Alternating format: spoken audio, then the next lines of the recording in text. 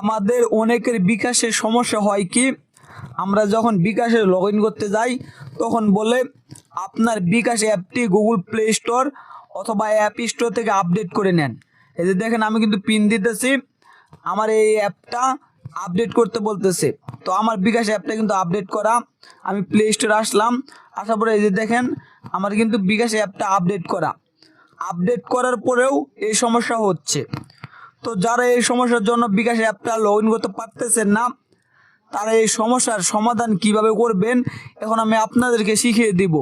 তবে আপনাদের কাছে একটা অনুরোধ থাকবে, এই ভিডিও দেখে যদি আপনার সমস্যার সমাধান হয় তাহলে আপনারা অবশ্যই লাইক, কমেন্ট এবং চ্যানেলটা সাবস্ক্রাইব করবেন।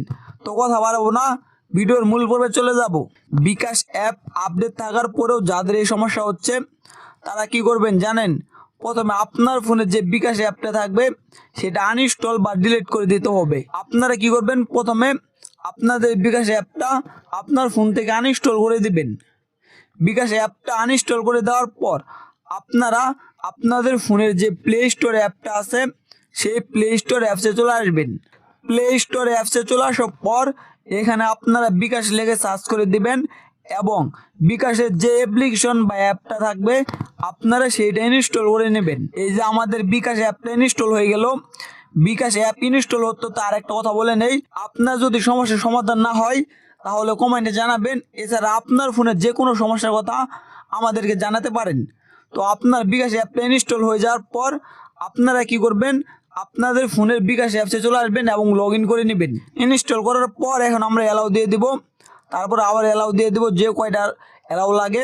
তারপর আমরা সকল কিছু পারমিশন দিয়ে নিব। পারমিশন দেওয়ার পর লগ ইন বা রেজিস্ট্রেশন এটা ট্যাপ করে দিব। তারপর এখানে আপনার বিকাশের ফোন নাম্বারটা দিয়ে দিবেন। বিকাশের ফোন নাম্বারটা দিয়ে দেওয়ার পর পরবর্তীতে ট্যাপ করে দিবেন।